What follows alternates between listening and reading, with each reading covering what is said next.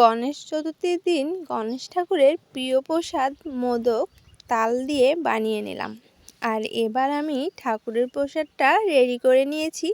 ঠাকুরকে সকাল সকাল তার প্রিয় প্রসাদ দিয়ে ভোগটা দিয়ে নেব। আর এই তালের মোদকটা কি করে বানিয়েছি সেটা চলো তোমাদের সাথে শেয়ার করে নিই। এই যে দেখতে পাচ্ছ আমি কিন্তু একটা তাল নিয়ে নিয়েছি। এই তালটা আমি খোসাটা ছিলে তালটা থেকে তালের শাঁসটা বের করে নেব। সহজ পদ্ধতিতে কিভাবে আমরা তালের শাঁসটা বের করতে পারি সেটাও কিন্তু তোমাদের সাথে শেয়ার করে নেব। যে দেখতে পাচ্ছ আমি কিন্তু তালের খোসাগুলো এইভাবেই কিন্তু ছিলে নিচ্ছি। তোমরা যারা বিভিন্ন রকমভাবে তালের শাঁসটা বের করে নাও তারা কিন্তু আমার মতো এই টেকনিকটা ফলো করতে পারো। তো আমরা বিভিন্ন রকমভাবেই করে থাকি। আমরা সাধারণত কীভাবে করে থাকি সেটাই কিন্তু তোমাদের সবার সাথে শেয়ার করতে চলে এসেছি। শুভ সকাল বন্ধুরা, সবাইকে নমস্কার। সুমিস ভিলেজ লাইফে আমি সুমি আর আমার চ্যানেলে সবাইকে অনেক অনেক শুভেচ্ছা ও স্বাগতম জানিয়ে আজকের ভিডিওটা এখান থেকে শুরু করছি। সবাইকে গণেশ চতুর্থীর অনেক অনেক শুভেচ্ছা। দেখতে পাচ্ছ আমি তালের খোসাটা কিন্তু ছিলে নিয়েছি। আর এবার একটা গামলার ভিতরে নিয়ে তালটাকে আমি ভাগ করে নিয়েছি। তাল থেকে কিন্তু 3টে বিচি আমরা সাধারণত পেয়ে থাকি। তো আমার এই তালটায় 2টো বড় বিচি আর একটা ছোট বিচি ছিল। তো এগুলো একটার গায়ে একটা ভালো করে টেনে টেনে ঘষে ঘষে কিন্তু ওই তালের নোদাটা নরম করে নিতে হবে। চাইলে এখানে কিন্তু জলও ব্যবহার করতে পারি। মোটমাট তালের ওই শ্বাসের গাটা যেন নরম হয়ে যায়, গা যেন নোদাটা বেরিয়ে আসে। তারপরে দেখো আমি একটা ঝাঁকি নিয়ে নিয়েছি। এরকম ঝাঁকি তো আমাদের সবার বাড়িই থাকে। তো এই ঝাঁকির নিচে একটা ছোট বালতি বসিয়ে নিয়েছি। আর ঝাঁকিটা কিন্তু বালতির উপরে বসিয়ে এভাবে ঘষে ঘষে কিন্তু তালের নোদাটা দেখো বের করে নিয়েছি। আর এই যে দেখতে পাচ্ছ কষ্টটা কিন্তু কমই হয়। আর এভাবে দেখো নোদাটা বের করলে এতে কিন্তু কোনো আঁশ থাকে না, একটা আঁশও কিন্তু থাকে না। একদম মসৃণ একটা তালের শ্বাস কিন্তু আমরা পেয়ে যাব। এটা তালের নোদা বলি বা তালের রস বলি, যে যা বলে থাকি। তো আমি কিন্তু বের করে নিয়েছি, তোমাদের সহজভাবে দেখিয়ে দিলাম। এবার একটা নতুন কড়া নিয়ে নিয়েছি আর এখানে কিছুটা ঘি দিয়ে আমি কিন্তু কড়াটা একটু চারিদিকে লাগিয়ে নেব। আর এবার তাল নিয়ে নিয়েছি, আমি কিন্তু এই কাপের 1 কাপ তালের শাঁস নিয়ে নিয়েছি। আর এইবার এটা একটু ভালো করে জ্বালিয়ে নেব। চাইলে কিন্তু এখানে চিনিও ব্যবহার করতে পারো, যারা যেমন মিষ্টি খাও সেই হিসাবে কিন্তু মিষ্টিটা বুঝে দিতে হবে। তো আমি এখানে কিন্তু সেই 1 কাপের পরিমাণ চালের গুঁড়োটা দিয়ে দিচ্ছি। এটা আমার শুকনো চালের গুঁড়ো, চাইলে কিন্তু তোমরা ভিজে চালের গুঁড়োটাও কিন্তু করে এখানে ব্যবহার করতে পারো। আর এবার তালের নোদার সাথে চালের গুঁড়োটা ভালো করে মাখিয়ে একটা ডো তৈরি করে নিতে হবে। ওই আর কি, ডোটা কিন্তু হাত দিলে আমরা পুরো রুটি বানিয়ে থাকি সেরকমই একটা ডো তৈরি করে নিতে হবে। এভাবে খুন্তি দিয়ে নাড়িয়ে নাড়িয়ে সব জায়গায় তালের শাঁসের সাথে চালের গুঁড়োটা মিশিয়ে নিয়ে একটা সফট ডো কিন্তু তৈরি করে নেওয়া যায়। তোমরা দেখলেই বুঝতে পারছো আমি কিভাবে নিচ্ছি। তো এইভাবেই কিন্তু সেই ডোটা তৈরি করে নিতে হবে। আর যখনই ঠান্ডা হয়ে যাবে একটা প্লেটে এভাবে ঢেলে নিয়ে ভালো করে ঠান্ডা করে নিতে হবে। আর ঠান্ডাটা হয়ে গেলে তারপর হাতে একটু তেল মাখিয়ে নিয়ে এভাবে ডোটা ভালো করে ময়ান দিয়ে নিতে হবে। ভালো করে মাখিয়ে নিলে চালের গুঁড়োটা আর তালের শাঁসটা একসঙ্গে মিশে একাকার হয়ে যাবে। আর এবার দেখতে পাচ্ছ আমি কিন্তু এটা ভালো করে মাখিয়ে নিচ্ছি। অবশ্যই হাতে কিন্তু একটু তেল লাগিয়ে নিতে হবে, তা না হলে কিন্তু হাতের গায়ে লেগে যেতে পারে। তো এটা যত ঠান্ডা হবে ততই কিন্তু একদম সফট মসৃণ একটা ডোতে তৈরি হয়ে যাবে।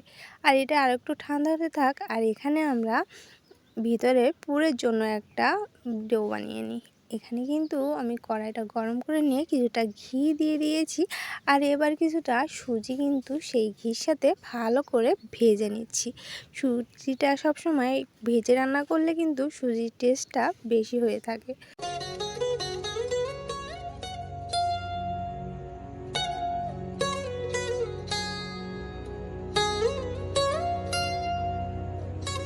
সুজিটা ভেজে নিয়ে তার মধ্যে কিন্তু আমি দুধ দিয়ে দিয়েছি আর কিছুটা গুড় দিয়ে দিয়েছি। গুড়টা দিয়ে রান্না করলে সুজির কালারটা একটু লাল লাল হয়ে থাকে। চাইলে এখানে চিনিও ব্যবহার করা যেতে পারে। আর সামান্য একটু লবণ দিয়ে দিতে হবে। যে কোনো মিষ্টি খাবারে একটু লবণ দিলে তার স্বাদটা কিন্তু দ্বিগুণ হয়ে যায়। আর এবার সুজিটা কিন্তু একটু শুকনো শুকনো করেই কিন্তু এটা পাকিয়ে নিতে হবে, কারণ শুকনো না হলে আমাদের কিন্তু ভিতরে পুর দিতে গেলে সমস্যা হতে পারে। দেখতে পাচ্ছ আমি কিন্তু অতিরিক্ত দুধ না দিই, তাহলে কিন্তু আমার এই সুজির ডোটা একদম নরম হবে না। এটা কিন্তু অল্প পরিমাণ দুধ দিয়েছি যাতে শুকনো শুকনো হয়ে যায়। আর এই যে দেখতে পাচ্ছ আমার কিন্তু হয়ে গিয়েছে। আর এবার কিন্তু আমি সেই তালের ডোটা থেকে অল্প অল্প করে নিয়ে গোল বলের মতো করে নিচ্ছি। আর এভাবে গোল বলের মতো করে নিয়ে তারপর কিন্তু ছোট বাটির ভিতর করে নিতে হবে। আর সেই বাটির মধ্যেই কিন্তু সেই সুজির পুরটা আমরা দিয়ে দেবো। সেটা তোমরা আমার করার এক ভঙ্গি দেখলেই বুঝতে পারবে। তোমরা দেখতে পাচ্ছ আমি কিভাবে বাটিগুলো করে নিচ্ছি। আর এবার এর ভিতরে কিন্তু সুজির সেই পুরটা কিন্তু দিয়ে দেব। এর ভিতরে নারকেল দিয়ে গুড় দিয়েও পুর দেওয়া যায়, বা দুধের ক্ষীরের পুরও দেওয়া যায়। যে যেভাবে খুশি সেভাবে কিন্তু পুর দিয়ে এইভাবে মুখটা সিল করে নিয়ে হাত দিয়ে ভালো করে গোল মতো করে তারপর মোদক শেপে তৈরি করে নিতে হবে। দেখতেই পাচ্ছ আমি কিভাবে হাত দিয়ে আস্তে আস্তে ধরে ধরে মোদক শেপটা করে নিচ্ছি। এইভাবেই কিন্তু মোদক শেপটা করে নিতে হবে। আর তারপরের গাটা কিন্তু ভালো করে মসৃণ করে নিয়ে মাথার উপরটা একটু লম্বাটা মতো করে দিয়ে এবার কিন্তু এর গায়ে আমি একটা চামচের পিছন দিয়ে এভাবে একটু দাগিয়ে নিচ্ছি, মানে একটা শেপ তৈরি করে দিচ্ছি। তোমরা দেখলে বুঝতে পারবে মোদকের গায়ে যে দাগগুলো থাকে সেভাবে একটা ডিজাইন করে দিচ্ছি। যে যেভাবে খুশি সেভাবেই কিন্তু মোদকগুলো তৈরি করে নেওয়া যায়। তো আমি এভাবে একটু চামচ দিয়ে ডিজাইন করে দিচ্ছি, তোমরা দেখতে থাকো।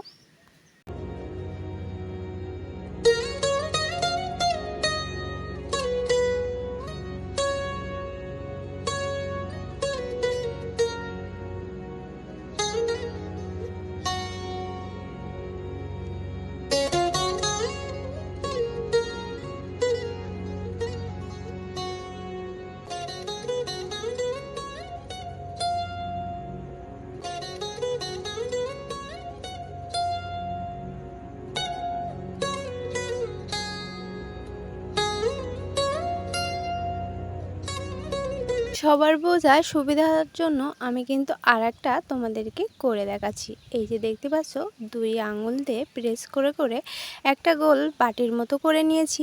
আর এবার তার ভিতরে সুজির এই পুরটা ভালো করে গোল করে নিয়ে সেই বাটির ভিতরে বসিয়ে দিলাম। আর এবার চারিপাশ থেকে কিন্তু ওই বাটিটা মুখটা সিল করে দিতে হবে, দেখেই বোঝা যাচ্ছে। আর এভাবে আস্তে আস্তে উপরের দিকে একটু লম্বা মতো করে নিতে হবে, আর নিচের দিকে গোল মতো হয়ে যাবে। তো হাত দিয়ে এভাবে ভালো করে সমান করে চারিদিকে গোল করে আর মাথার দিকে একটু লম্বা করে দিয়ে এই মোদক শেপগুলো করে নিতে হবে। যখন এইভাবে শেপ হয়ে যাবে একটু হাত দিয়ে ভালো করে কিন্তু গোল করে নিতে হবে। আর এবার এর চারিপাশে চামচ দিয়ে একটু ডিজাইন করে দিতে হবে। মোদকের গাগুলো যেমন একটু দাগ দাগ মতো হয় ঠিক তেমন করে করে নিতে হবে। আর এভাবেই কিন্তু আমি সমস্তগুলো করে নেব।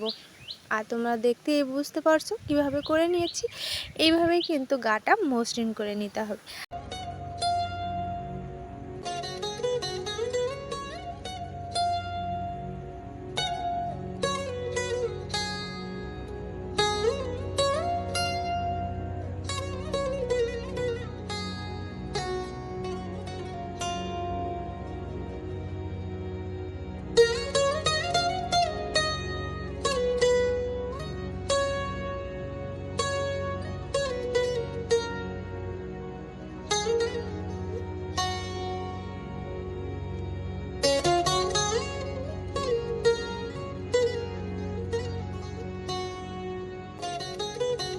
সবগুলো মোদক আমি এইভাবে তৈরি করে নিয়েছি।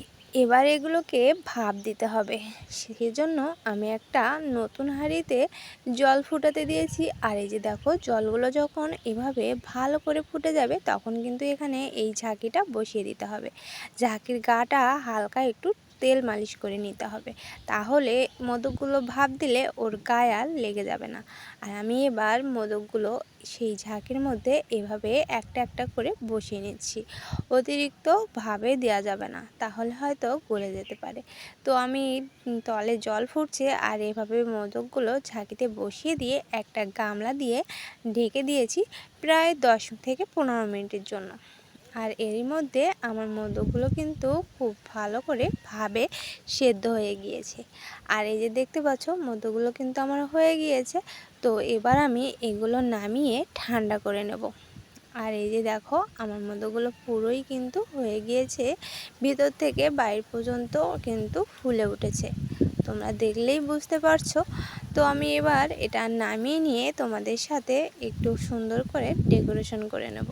আগে থেকে আমি কিন্তু ঠান্ডা করে নিয়েছি আর এবার আমি একটা বাটিতে নিয়ে নিচ্ছি। আর এই যে দেখতে পাচ্ছ মোদকগুলো কিন্তু একদমই ঠান্ডা হয়ে গিয়েছে আর এভাবে একটা বাটিতে তুলে নিয়েছি।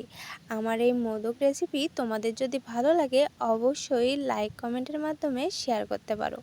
অতিরিক্ত ভালো লাগলে সবার কাছে শেয়ার করে সবাইকে এভাবে মোদক বানানোর সাহায্য করতে পারো। আর কেমন লাগলো রেসিপি অবশ্যই কমেন্টে জানাতে ভুলো না।